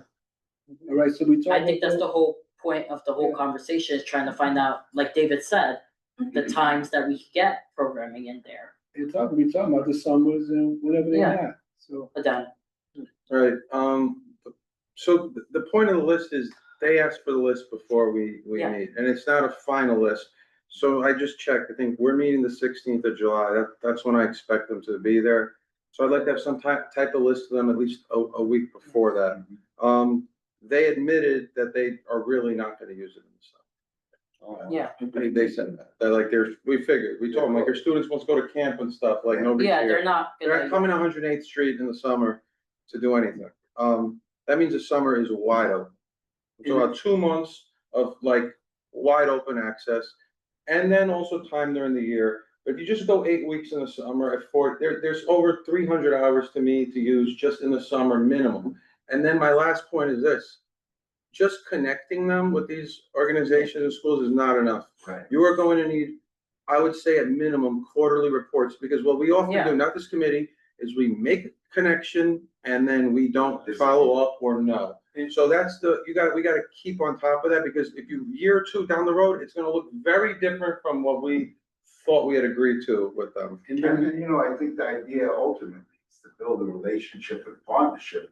So when the 20 years ends, it's a value continued Yeah. community entity. that If they we could want. stick to hands, Right. please, just because everyone keeps jumping in. Russell. I just think that a unique opportunity should be a perfect fit. Organizations that we identify alone, that they self-identify, they can use the facilities in the space, that they are following through to use it appropriately, to use what they need, to enhance programming, so the relationship could be solid. It's not, so already they're scared to death, but rightfully so. We don't want those people in our building that's not gonna respect our building and all that kind of stuff. So we gotta talk about where the programs really need the service that will capitalize on that in a meaningful, healthy way, where those young people can get the exposure of the facilities that we max out on. Just not filling in the blank. We recommend the programs because they program. It's like going to a great facility and it's not even ready to get help. Yeah. All right. Of course, schools and community-based organizations. Malik. I mean, I guess I'll ask later. I mean, not really ask, it's just more of a, for you, just the summers, I would also ask for weekends and after 6 to 12 or whatever. Yeah, Oh, we're getting well, into, like, all of that is gonna be asked, what the Well, main here, but point we of wanted this to lock them with a- conversation, And we're not just talking about kids that are elementary, no, we're talking about even. the older people. Seniors, Yeah. I mentioned that. Just to like clarify, the whole purpose of this right now is they asked, and then them could correct me if I'm wrong, they asked for organizations that we think they should reach out to in the community. We're gonna send that to them, and then like Adem said, we need to get an update. We also need to reach out to these organizations. No, we need to and be in get the an loop when update. they talk. Yes. Yep.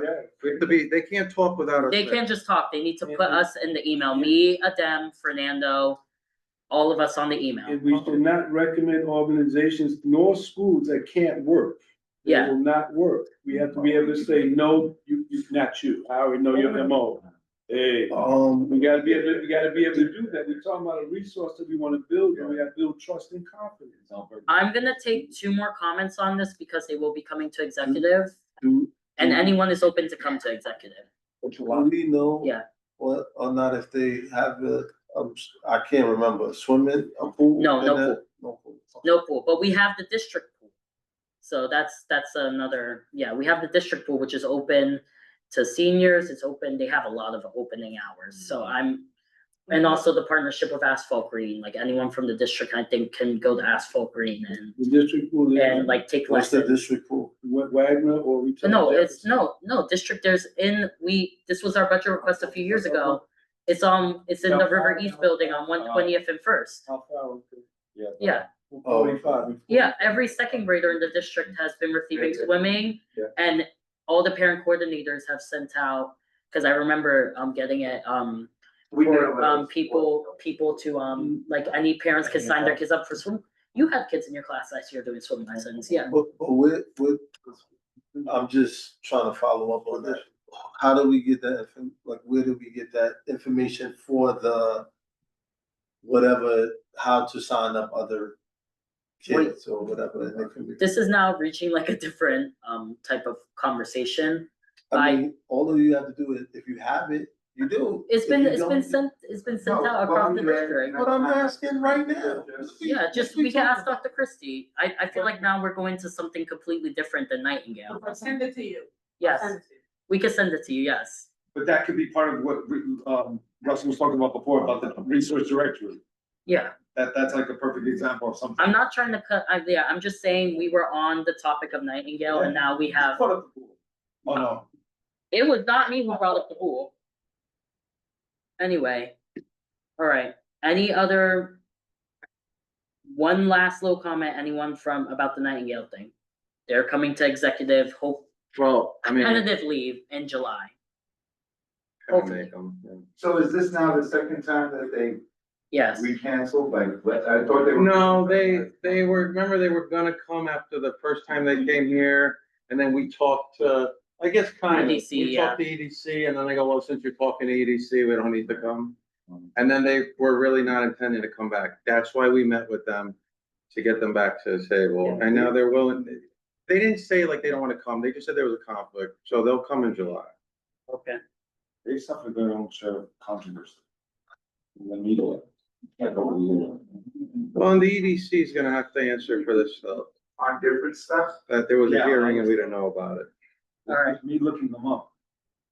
And sure, Crazy. It's crazy. All right. Is there any other new business? All right. Roll call. Wait. Yes. That's just. Marlene, please call the roll. Oh, you see?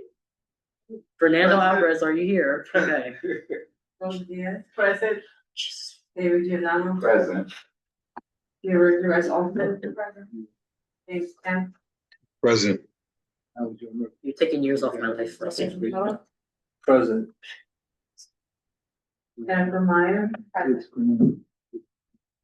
Tanya Phelps, absent. Ashley Rodriguez, Surprisingly still here.